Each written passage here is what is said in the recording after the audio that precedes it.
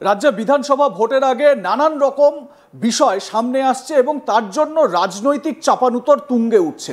একদিকে শাসক দল তৃণমূল কংগ্রেস, অন্যদিকে প্রধান বিরোধী দল বিজেপির মধ্যে এই চাপানুতর একেবারে একটা চূড়ান্ত পর্যায়ে যাচ্ছে এবং আগামী দিনেও এটা পরিস্থিতি যে আরো সরগরম হবে সেটা বলার অপেক্ষা রাখে না। আপনারা জানেন যে এসআইআর, বিহারে যে এসআইআর যে রিভিশন নির্বাচনী যে তালিকা, সেই তালিকায় এসআইআর হয়েছে, তার বিরুদ্ধে বিহারে বিক্ষোভ প্রদর্শন হচ্ছে, ব্যাপক হুলস্থুল কাণ্ড সেখানে। কিন্তু এর পাশাপাশি আমাদের রাজ্যেও যদি তাকাই তাহলে আমাদের রাজ্যেও সেই এসআইআর এর একটা হাতছানি, কারণ অগাস্টের প্রথম উইকেই নাকি সেটা শুরু হওয়ার সম্ভাবনা রয়েছে।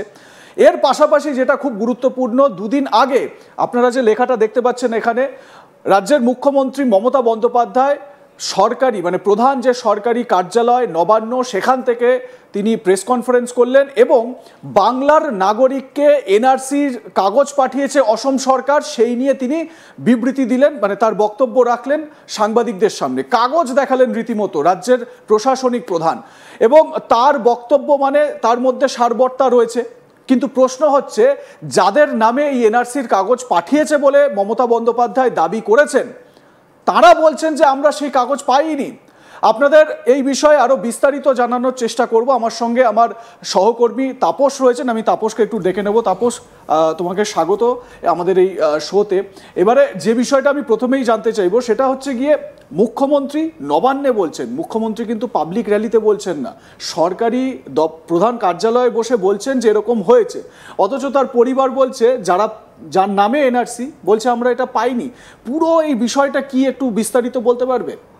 দেখো শোভন, আমরা নির্বাচনের খুব কাছাকাছি দাঁড়িয়ে আছি, যদিও প্রায় 1 বছর 8 থেকে 9 মাস বাকি এখনো নির্বাচনে। তবে নির্বাচনের আগে যে রাজনীতি আমরা দেখি পশ্চিমবঙ্গের রাজনীতি বাকি দেশের রাজনীতি থেকে অনেকটা আলাদা।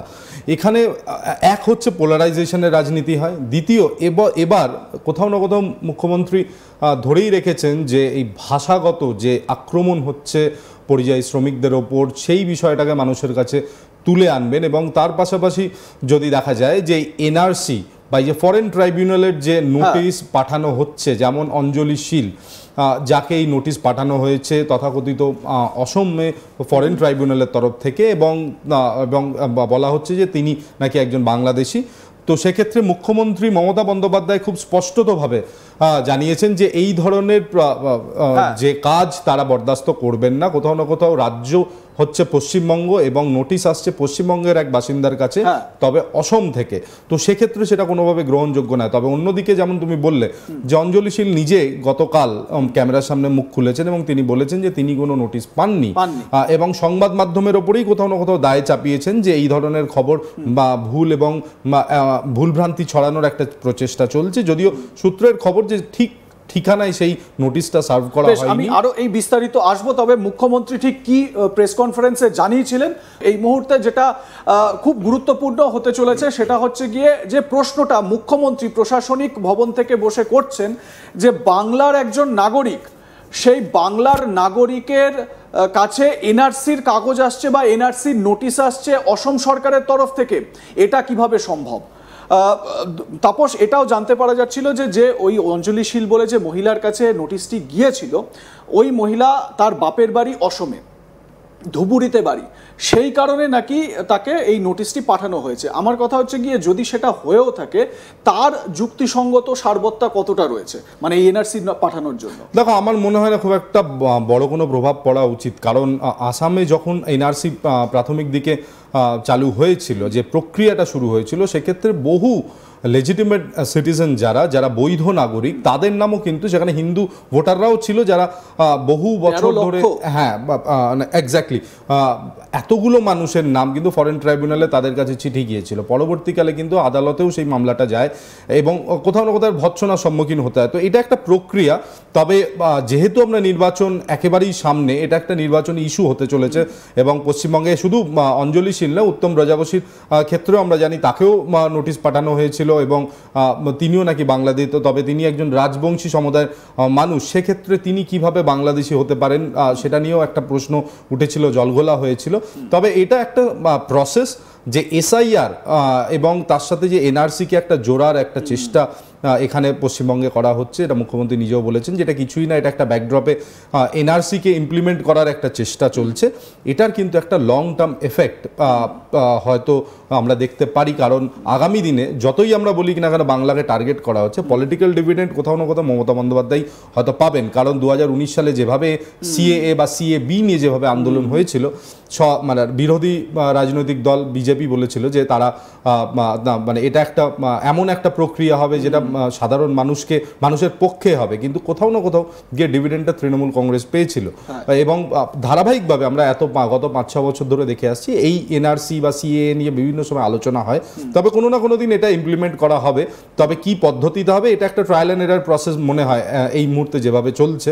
তবে এই যে সচিত্র পরিচয়পত্র মানুষের থাকলেও নাগরিকত্বর কাগজ কি, এটা কিন্তু একটা বিরাট বড় প্রশ্ন। আমি আসবো সেই বিষয়ে স্পেসিফিক ভাবে আলোচনায় আসবো, তবে তার আগে অঞ্জলিশীল যার কাছে এই এনআরসির মানে যার নামে এনআরসির কাগজটি এসেছে বলে দাবি করা হয়েছে, সেই অঞ্জলিশীল কি বলছেন তার বক্তব্যটা একবার শোনাই, শুনুন।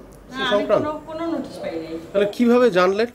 আমি জানলাম কালকে আমাকে আলিপুর থেকে ফোন করছে, মিডিয়া থেকে, তখন আমি শুনতে পারলাম। কি মনে হচ্ছে, এটা কি মানে কিরকম মনে হচ্ছে যে এতদিন ধরে আপনি তো বলছেন? আমি এটা নিয়ে আমি কিছু বুঝতেই পারলাম না যে কিসের জন্য এটা হইলো।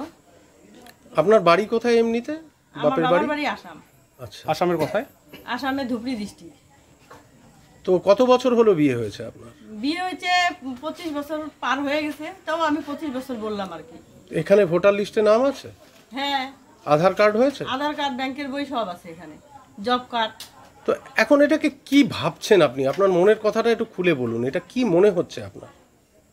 আমার মনে হচ্ছে যে এইটা তো এখন মিডিয়ার কাছে থাকার কথা না, যেহেতু আমার নামে নোটিশ আসছে, তো নোটিশে তো তাহলে এটা থানায় অফিসারের কাছে থাকার দরকার, এখন এটা মিডিয়ার কাছে কেন?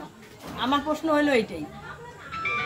আর এইভাবে যে আপনাদেরকে মানে আপনারা ভারতের নাগরিক নন এনআরসি হিসেবে দেখে দেওয়ার ব্যাপারটা, এটাকেই কিভাবে দেখছেন?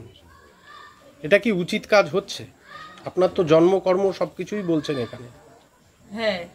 তো কিভাবে দেখছেন, এটা কি উচিত কাজ হচ্ছে? এটা তো উচিত তো হচ্ছে না, এখন আমি কি করব? উচিত না হলেও তো আমার করার কিছু নাই না। তো এখন কি করবেন? এখন কি করব ওইটা নিয়ে এখন মানে ভাবতে পারতেছি না যে আমি কি করব। আপনি কি আপনার বাবার বাড়িতে খোঁজ নিয়েছেন? ওখানে এরকম কোনো নোটিশ? হ্যাঁ, ওখানে খোঁজ নিয়েছি। আমার শ্বশুর বাড়ি মানে দাদা আছে ওইখানে, ভাইস্তে আছে, ওইখানেও খবর নিয়েছি, ওইখানেও কোনো কাগজ নেই। আমরা শুনলাম অঞ্জলিশীল যার নামে এনআরসির নোটিশ এসেছে বলে দাবি করা হচ্ছে, তিনি বলছেন যে আমি খোঁজ নিয়েছি। পরিস্থিতি এমনই, দিনের মধ্যে প্রায় 4-5 ঘন্টা অসমে বাপের বাড়িতে ফোন করছেন, সেখানে কি সিচুয়েশন, নোটিশ এসছে কিনা, এটা আতঙ্কের মধ্যে দিন যাপন করতে হচ্ছে। আমি যদি এটাও ধরে নিই যে কিছুই না, একটা সার্বিক একটা নিয়ম, কতজন নাগরিক রয়েছেন, নাগরিকত্বের যে হিসেব, সেই হিসেব রাখার একটা প্রয়াস,